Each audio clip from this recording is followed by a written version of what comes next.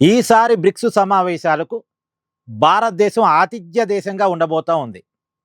Bricks అంటే Brazil, Russia, India, China, south Africa. ఈ దేశాల పేర్లలో మొదటి అక్షరాలతో బ్రిక్స్ క్రియేట్ చేయబడింది. ఇప్పుడు ఈ దేశాల శిఖరాగ్ర సమావేశం భారతదేశంలో జరగబోతా ఉంది. అయితే కొత్తగా బ్రిక్స్లో జాయిన్ అయిన ఇటలీ లాంటి దేశాలు కూడా ఈ సమావేశంలో పాల్గొంటాయి. ఈ సమావేశాల్లో అతిరథ మహారాజులు పాల్గొంటారు. మన దేశం తరపున ప్రధాని మోడీ, తర్వాత చైనా తరపున ఆ దేశ అధ్యక్షుడు జింపింగ్ కూడా భారతదేశం రాబోతున్నారు, పుతిన్ రాబోతున్నారు రష్యా తరపున.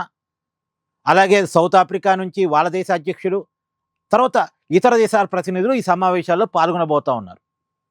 సెప్టెంబర్ 12, 13 తారీఖులో ఈ సమావేశాలు జరగబోతూ ఉన్నాయి. వరల్డ్ మీడియా అటెన్షన్ ఉంటుంది. ఎందుకంటే ప్రపంచం ఒక సంక్షోభంలో ఉన్న సమయంలో ఒకవైపేమో రష్యా ఉక్రెయిన్ వారు, ఇంకొక వైపేమో ఇరాన్ వర్సెస్ అమెరికా ఇజ్రాయెల్ యుద్ధం నడుస్తుంది. ఈ సందర్భంగా బ్రిక్స్ కంట్రీస్ ఎలాంటి డెసిషన్ ప్రకటిస్తాయి, ఎలాంటి అంశాలను చర్చిస్తాయి, ఎలాంటి నిర్ణయాలు తీసుకుంటాయి అన్నది ఖచ్చితంగా వరల్డ్ మీడియా అటెన్షన్ ఉంటుంది. అమెరికా విషయంలో ఎలాంటి వైఖరి ప్రకటిస్తాయి, ట్రంప్ విషయంలో ఎలాంటి నిర్ణయాలు ఉంటాయి, ఇవన్నీ కూడా జియో పాలిటిక్స్లో చాలా ఇంపార్టెంట్ కాబోతున్నాయి. అయితే ఈ సందర్భంగా దేశంలో ఏదో ఒక అలజడి రేపేందుకు కొన్ని ప్రయత్నాలు జరుగుతున్నాయి అనేటువంటిది కేంద్ర ఇంటెలిజెన్స్ విభాగానికి వచ్చినటువంటి సమాచారం అట.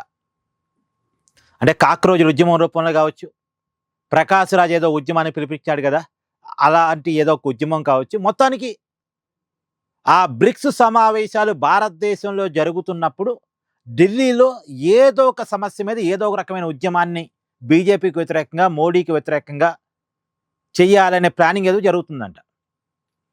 అయితే మోడీకి వ్యతిరేకంగా, బీజేపీకి వ్యతిరేకంగా, కేంద్ర ప్రభుత్వానికి వ్యతిరేకంగా ప్రజా పోరాటం చేయటం తప్పు కాదు. కానీ దానికి ఒక సమయం, సందర్భం ఉంటుంది. అది బ్రిక్స్ సమావేశాలు జరుగుతున్నప్పుడు, వరల్డ్ మీడియా అటెన్షన్ ఉన్నప్పుడు చేయటం అనేది మన దేశం స్థాయిని మనం తగ్గించుకున్నట్టు లెక్క. మోడీ గారి మీద ఉన్న కోపాన్ని దేశమే చూపిస్తే ఎట్లా? ఇప్పుడు మోడీ గారు బీజేపీ నాయకుడు అన్నది పక్కన పెట్టేయండి, ఈ దేశ ప్రధాని అన్నది మనం చూడాలి కదా. ఈ దేశ ప్రధానిగా భారతదేశం తరపున బ్రిక్స్ సమావేశాలకు ఆతిథ్యం ఇస్తున్నప్పుడు భారతదేశ ప్రభుత్వం మీద వ్యతిరేకత ఉంది అన్నదాన్ని క్రియేట్ చేసే విధంగా దేశంలో నిరసన కార్యక్రమాలు చేయటం, ఆందోళన చేయటం అదే సమయంలో అంటే అది కరెక్ట్ కాకపోవచ్చు. అంత మాత్రాన నేను ప్రజా సమస్యల మీద జరిగే ఉద్యమాలను తప్పు పట్టట్లే.